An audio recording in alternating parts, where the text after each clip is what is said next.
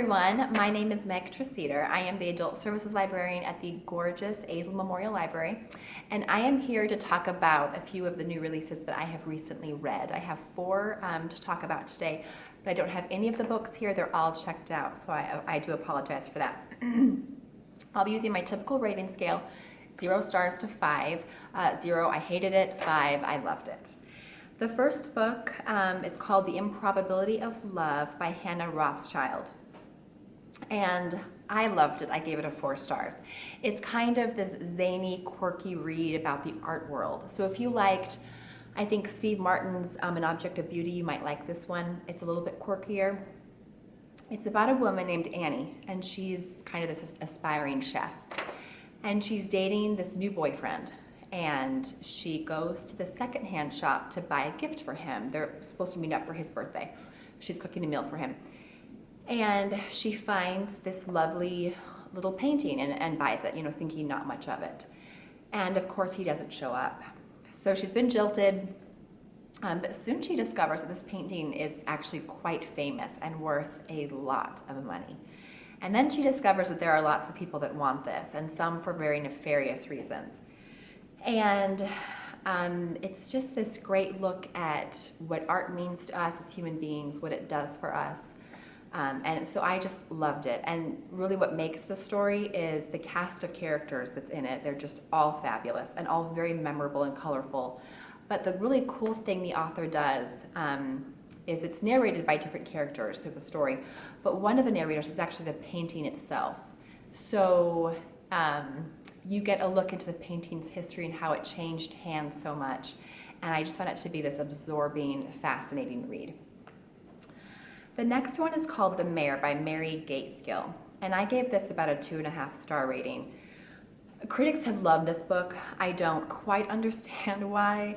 So it's about a woman named Ginger and her husband Paul. And they can't have children, or they've been unable to up to this point. And so Ginger wants to participate in this, it's called the Fresh Air Fund, where you bring economically disadvantaged children into your home for just a few weeks at a time so they can experience a different kind of home life. So they end up receiving a young girl named Velveteen Vargas, and she comes to stay with them for just a few weeks. And they live by this stable. And Velveteen ends up loving their home because she falls in love with this horse, this mare, that's been abused like she has been. She's been neglected and abused by her mother basically her whole life. And her mother loves her brother a lot and dotes on him, and then will turn around and hit Velveteen. She's kind of just this erratic, very angry woman. But of course you get her backstory too, and she's this kind of heartbreaking figure because of her very sad past. The reason I didn't like it is because, one, I didn't like Velveteen, and she's most of the story. The second is that Ginger, who could have been a really interesting character, was really poorly developed. The third reason, you end the story and you don't have much hope. The author doesn't leave us with much hope, and I really didn't like that about the book. So I gave it a very mixed review. The third one is called My Name is Lucy Barton. And for The Mare, I gave it about a 2.5 star.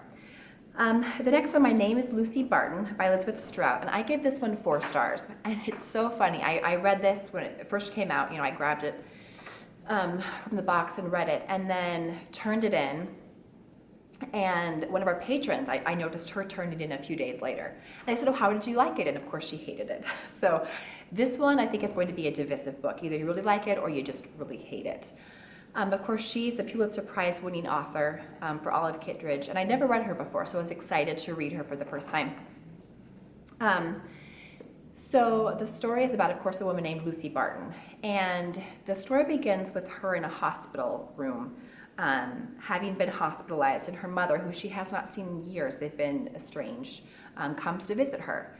And through their discussions and their reminiscing, you get these glimpses through these little vignettes of Lucy's life and her mother's life as well.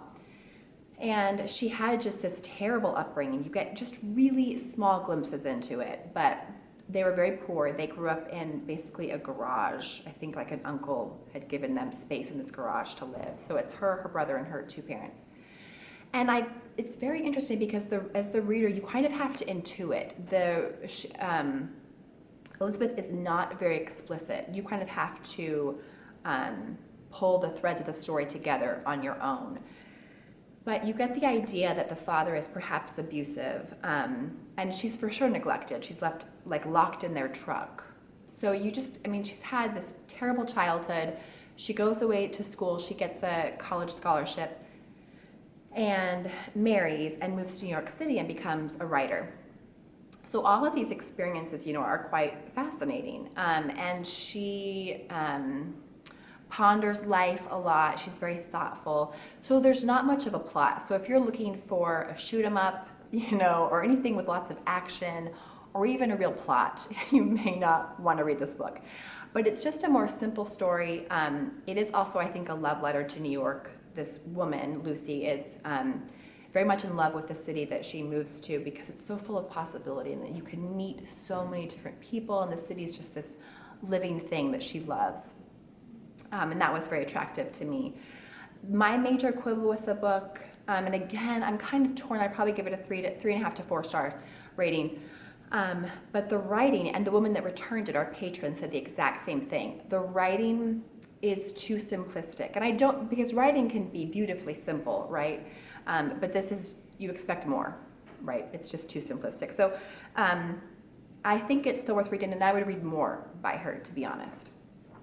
But the last one, unequivocally love and can recommend. It's called Recipes for Love and Murder by Sally Andrew. This was my favorite book from last year. I just inhaled it. So if you like Alexandra McCall Smith, who of course wrote the #1 Ladies Detective Agency, you will love this. It's also set in Africa. This is actually in South Africa. And it's a woman with this love of food. She's this great cook. But her day job is to write a newspaper column where she answers people's requests for advice. It's an advice column. But what she manages to do is combine her love of food with her column. So if someone writes in, asking for love advice, she'll also include a recipe for his first date. Or if someone's depressed, she'll give them a recipe for like chocolate cake or something. So I was constantly hungry the whole time I was reading this book. I kept thinking, where's the chocolate cake? Because she describes it so well, and this woman is constantly eating. So of course, she gets involved in these people's lives, the people that she's answering their questions through this newspaper column, and stumbles across a murder. And she goes about solving this with the help of her sidekicks at the paper, and she also befriends, I think he's a local detective on the same case. And she's, of course, tenacious and very intelligent, but just so lovable. She's also flawed and kind of this more sad, vulnerable figure, but just has so much love and warmth in her that you just fall in love with her as a character. She's just fabulous. And the burgeoning romance between her and this detective is just so much fun to read about. So it's a really charming mystery, and thankfully it's going to be a series. This is the first in the series, so I cannot wait to read the next one. That's all I have for you today, so I hope that you can read and enjoy these as much as I did. Thanks.